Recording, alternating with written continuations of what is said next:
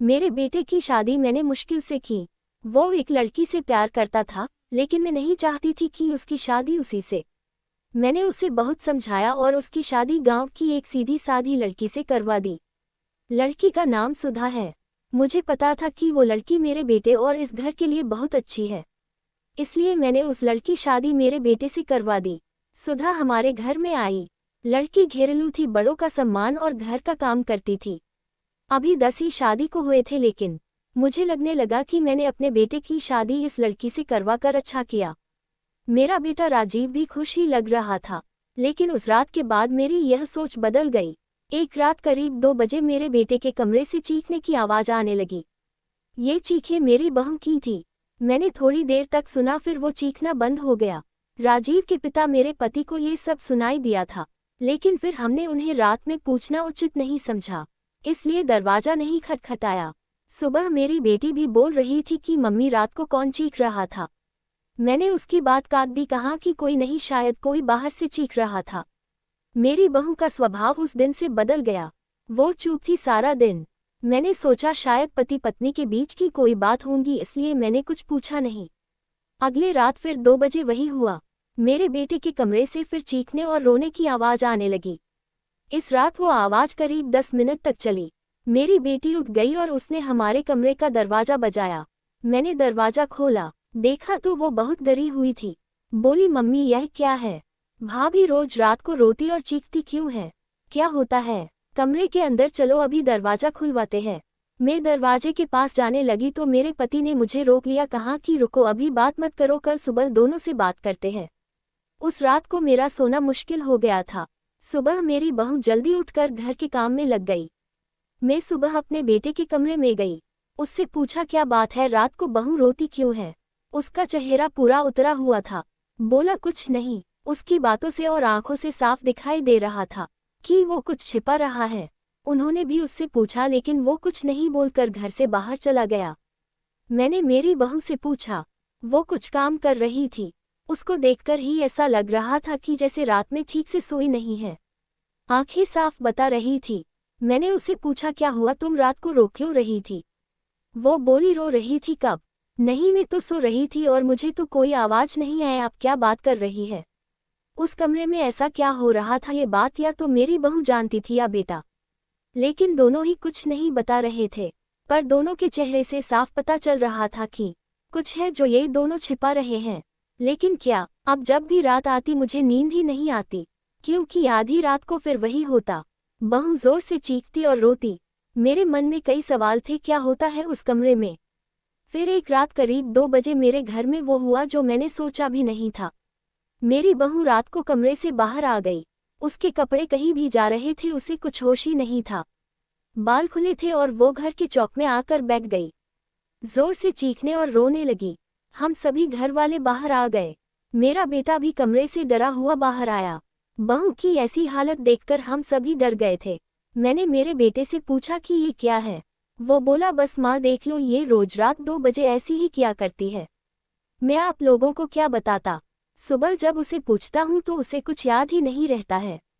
बोलती है मैंने तो कुछ नहीं किया। बहू जब थोड़ी देर बाद शांत हुई तो मेरा बेटा उसे कमरे में ले गया और सुला दिया। मैं सोच रही थी कि ये क्या है। मैंने मेरे बेटे को कहा कि तू उसे उसके घर छोड़ आना, सुबह मैं उसकी माँ से बात करूंगी। सुबह होते ही मेरा बेटा उसे कुछ बहाना करके उसके घर छोड़ आया। मैंने उसकी माँ से बात की। उसकी माँ ने कहा कि ये क्या बोल रहे हैं, मेरी बेटी बिल्कुल ऐसा नहीं करती है। मैंने जो सोचकर राजीव की शादी उससे की थी वैसा हो नहीं सका। बहू को छोड़े अब 20 दिन हो गए थे। इस दौरान उसके घर से फोन आता रहा, लेकिन मैं टालती रही। मेरा बेटा भी कह रहा था कि मेरे वो दिन कैसे निकले हैं मैं ही जानता हूँ। मैं उसे वापस नहीं ला सकता। कहीं उसने मेरी जान ले ली तो क्या करोगी? मैंने उस पर फिर ज्यादा दबाव नहीं डाला, पर मैं अपने आप को कोस रही थी कि मैंने अपने बेटे की शादी उस लड़की से क्यों करवा दी। अब मेरे घर में कोई नहीं चाहता था कि वो वापस आए। इन्हीं सब बातों में 3 महीने निकल गए। फिर एक दिन अचानक ही मेरी बहू अपने सामान के साथ वापस मेरे घर आ गई।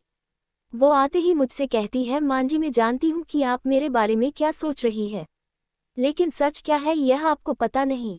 उसकी बातों से मुझे लगा कि कुछ है जो वो बताना चाहती है। मेरा बेटा घर आया और उसे देखकर गुस्सा हो गया।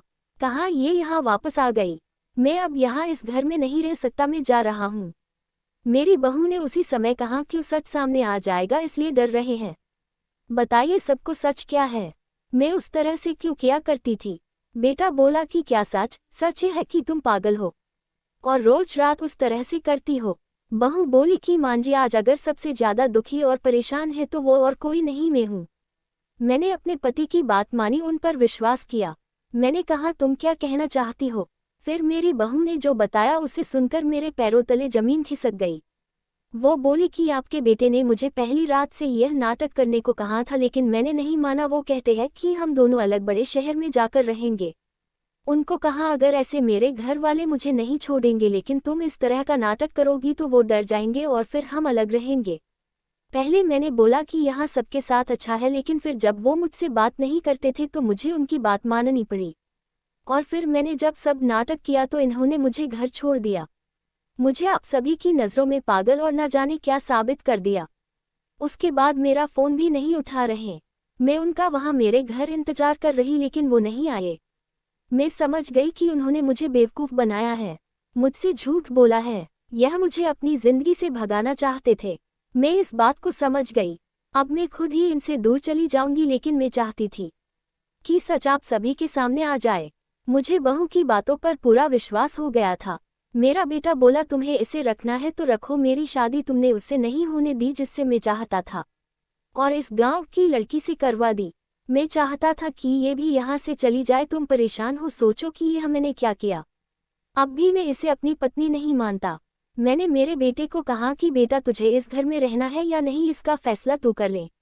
मेरी बहू इस घर में ही रहेगी, और जो इसे इसका हक और इज्जत नहीं देगा वो इस घर में नहीं रह सकता। तू इस तरह की साजिश कर सकता है, वो भी सिर्फ अपनी माँ से बदला लेने के लिए। एक भोली लड़की को कुछ भी करने को कह सकता है, पर बेटा जरा तू सोच, तूने इसे जो करने को कहा इसने किया अपने बारे में और किसी के बारे में कुछ नहीं सोचा, सिर्फ तेरा सोचा। सोच, ऐसी पत्नी कहाँ मिलेगी। तू बहुत बड़ा अभागा है जो इस लड़की को छोड़ेगा।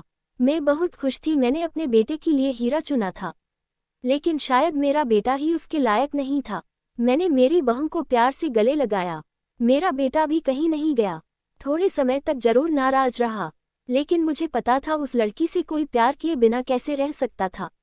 आखिर धीरे धीरे सब ठीक होने लगा।